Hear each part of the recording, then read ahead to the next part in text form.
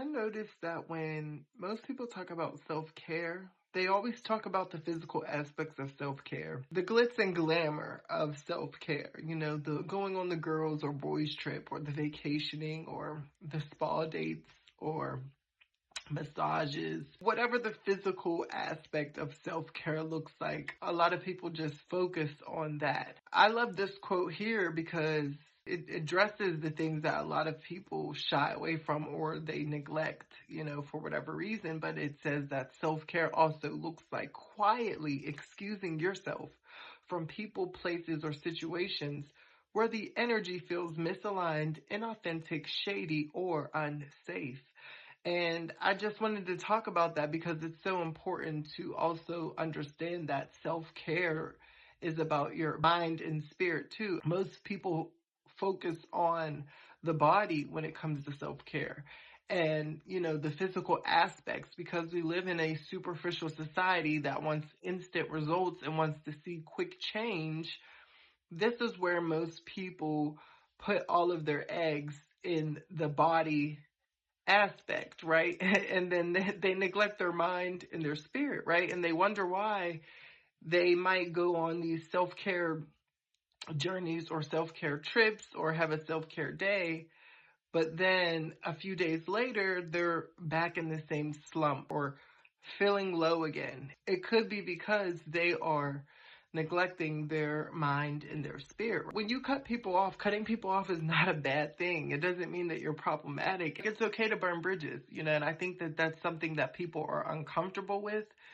And, it's because they might feel obligated. Maybe these are family members that they're associated with, or maybe these are friend groups that they've known for a long time, or it's a part of the culture or tradition to be involved with groups of people and group dynamics. But that is one of the fastest ways to deplete yourself of energy. It's one of the fastest ways to lose your mind is if you continue to subject yourself in unsafe environments, if you continue to expose yourself to situations where the energy is off, where you are not in alignment with the people that you're around, right?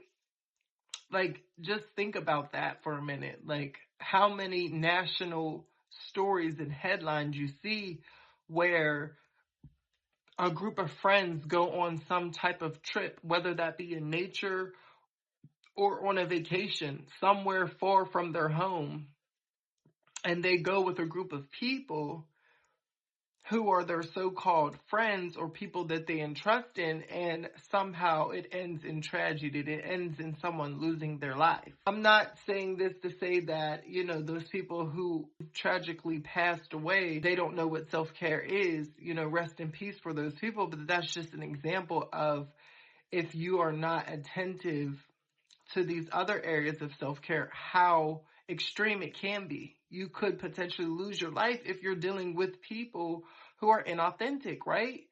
There are a lot of people who are just not good for you.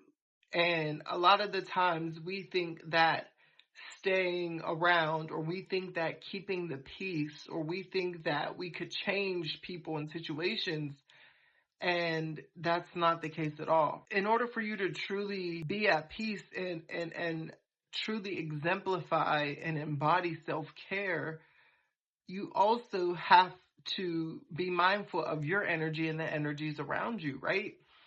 And I love how this quote says, quietly excusing yourself, which means that when you excuse yourself out of people's lives, or when you excuse yourself out of a group dynamic or a toxic job situation, you don't have to be loud about it, right? You don't have to be so upset and frustrated and express all of your emotions. You can just literally walk away quietly. Exit stage left, no explanation, no closure. That is your closure, And that could be one of the best decisions that you could ever make. You just leave quietly. That usually sends a clear message to these people. But it also empowers you because you made a decision on your own and it may have been an uncomfortable decision, and it may have been a very difficult, challenging decision, because some of these people and places that you've involved with, you've been intertwined with them for years, or you've known them on a personal level. And so when you separate, it's not so easy, right?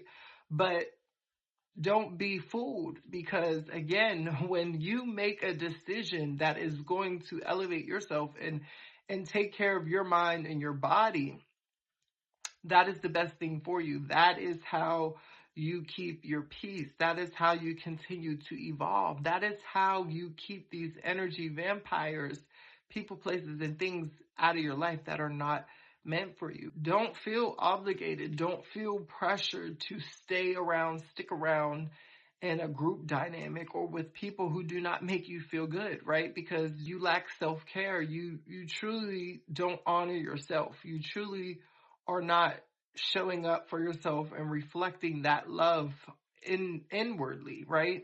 Because you're continuously exposing yourself to people, places, and things that make you feel uncomfortable, where the energy is off, right?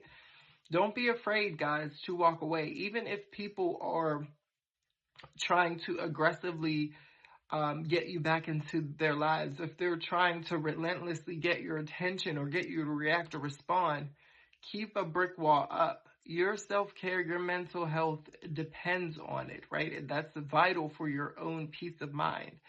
And in a world that continues to evolve so radically, and how emotionally charged this world is right now, you need all of your wits. You need all of your sanity. You need your peace of mind, okay, to continue to move forward. So again, guys, don't just look at self-care from a physical standpoint. Also look at it from an energetic and spiritual standpoint.